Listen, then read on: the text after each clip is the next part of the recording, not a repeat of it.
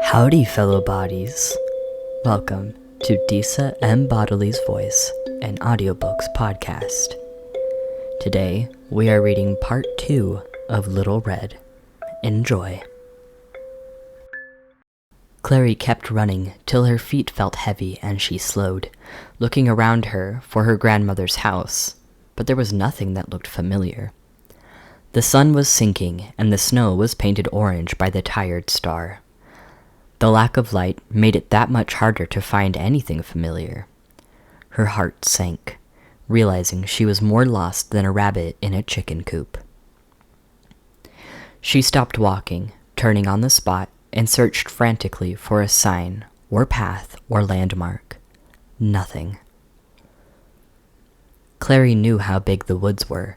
They stretched on for miles and miles, and there was no telling where she was at Clari knew how big the woods were.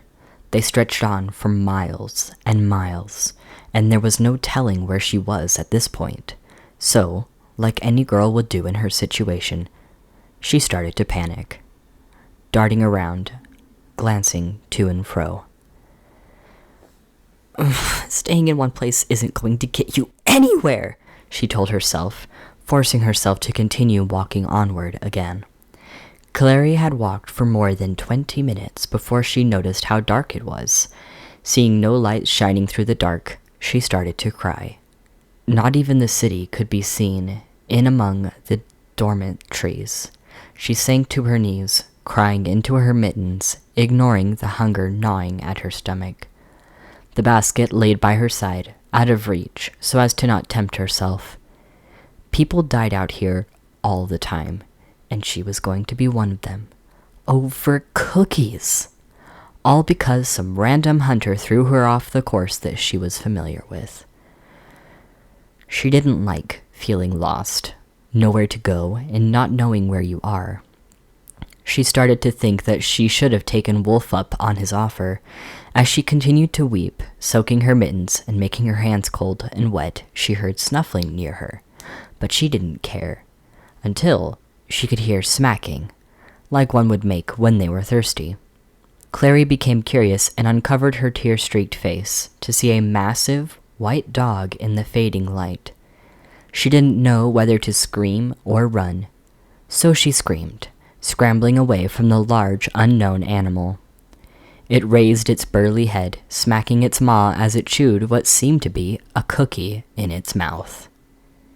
It watched with those pale yellow eyes she had read about, that seemed to have a nonchalant gleam as it returned to stuffing its muzzle with the cookies, completely unbothered by Clari's presence.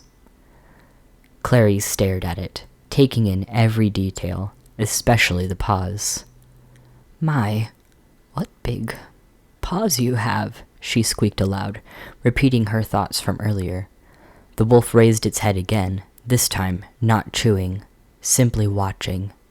It looked like a dog, but impossibly large, as the hunters had described, though it lacked the ease and familiarity dogs had around humans. Clari gulped, feeling the freezing cold of the night settle in her red cloak when a breeze infiltrated the warmth. The wolf continued to stare, its ears pricked forward. Clari began to feel more uncomfortable with the stare, but afraid to move for fear of upsetting the enormous predator who could easily kill her.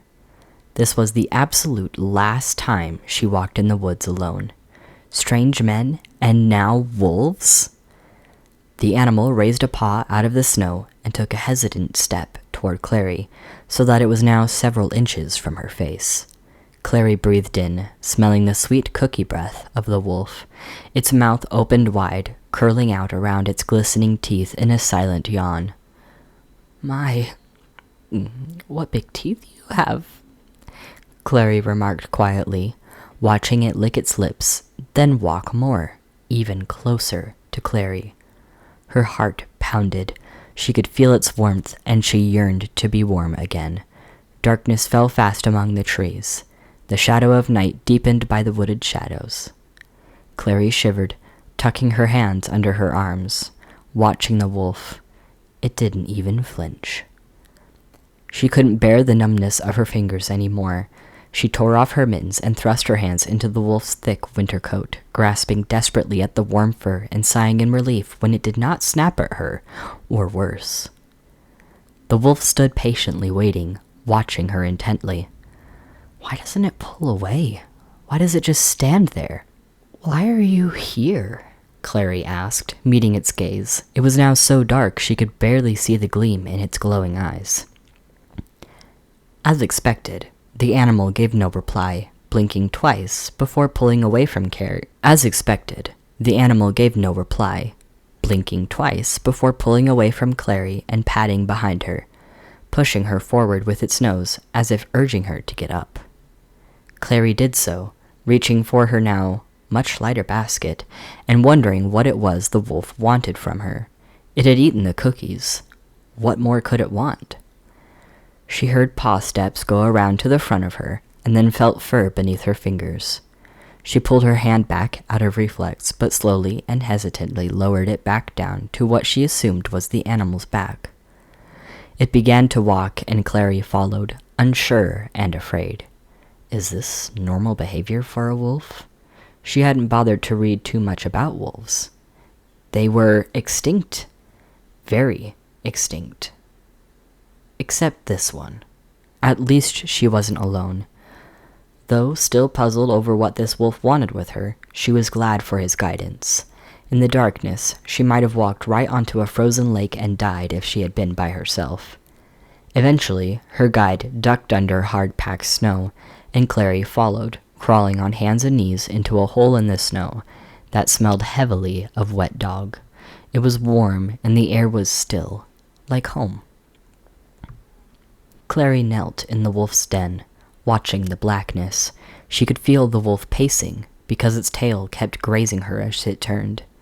Was it going to keep her here until it was hungry enough to eat her? Why hadn't it done so yet? Where was she? Clari sat on the ground, dejected. Well, alive and warm in a hole is better than frozen and dead out there, she said to herself, and possibly the wolf, though it was not abundantly clear if it could understand her anyway. She closed her eyes and tried to recall the stories she had once read that contained wolves, stories many millennia old. Some stories held that the wolves were the antagonist, a mere animal, while still others referenced an ability to speak and understand. Clari cleared her throat. This is going to sound insane, but can you speak? The wolf whined in response, padding up to the entrance of the den and standing at it for some time. It howled, whining anxiously, waiting for a response. I'll take that as a no, Clari mumbled, sliding her hand around the little burrow, feeling for anything to get her bearing in the dark. Her hand fell upon something hard and smooth. Clari swallowed, hoping it wasn't a bone or something horrible, when something crunched through the snow outside, causing Clari to tense. The wolf yipped, then came back inside. Clari squinted at the entrance, though it didn't help her see what had entered behind the wolf. She heard sniffing, then a shaky breath. Twyla, did you bring someone here? Clari gasped. Wolf? The newcomer coughed in surprise. Oh, it's the girl who hit me. With a book, he said, deflated. Sorry about that, Clari said softly, curling up against the furthest edge of the den. All good, I get it. Strange man asks for a cookie, so you bludgeon him and feed his sister the cookies instead. Savage, he mused, grunting and fiddling with his armor, letting it slide off his arms. Your sister? Clari asked. The wolf's tail whacked her cheek, and she spluttered, waving it away. Yeah, my sister, born and raised, Wolf said casually, followed by the sound of metal and plastic scraping along the ground. Crazy, I know. Garbage Boy has other people in his life. But how? Wolves are not people, Clari objected, crossing her arms over her chest. It's basic history, don't you know? Wolf laid on his side, propping himself up on his right arm. No, Clari trailed. None of the history books she had read mentioned a recent history of wolves and humans being family, aside from fables surrounding the birth of a nation called Rome that once existed far south of here. Well, I'll tell ya. Want some jerky? Clari gnawed contentedly on the handful of flavorful meat as she listened to the story. It went as follows. Long ago, there existed a race of humans exceptional in their capabilities. Then, a corporation decided to improve humans for the sake of war. So they did. They tried hundreds of times until they found a formula that granted a good survival rate.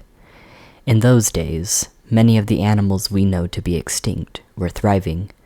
A few of these improved humans had been infused with wolf DNA and then sent to war.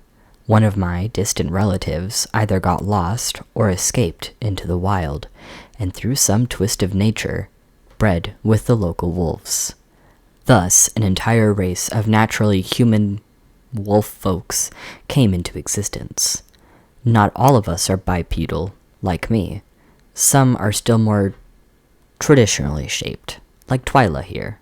With a humanoid intellect and wolf tenacity, only our race has survived among wolves. Clari stirred, mouth agape. You're telling me there's been an entire race of wolf people that have been unknown for thousands of years?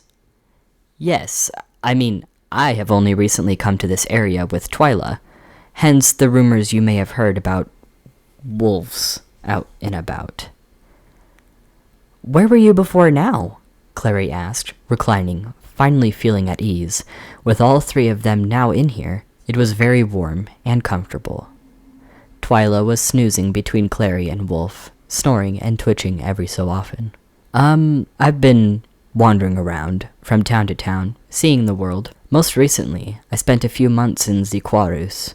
It was lovely, though much more quiet here. That's the westernmost shelter city, isn't it? That we know of, Wolf added. I was actually born near here. There should be a small clan of us a few miles out. They might have heard Twyla calling to me earlier. Do you have any wolfy abilities? I can smell stuff pretty well. I also don't get cold or tired as easily. That's actually cool, garbage boy. Clari yawned, laying down on her stomach and laying her head in the crook of her arm. Thanks. You going to sleep? Yeah, don't be weird. Wolf laughed. I was born weird. Thank you for listening to part 2 of Little Red. If you enjoyed what you've heard, please like, comment, and subscribe if you haven't already. Have a lovely evening.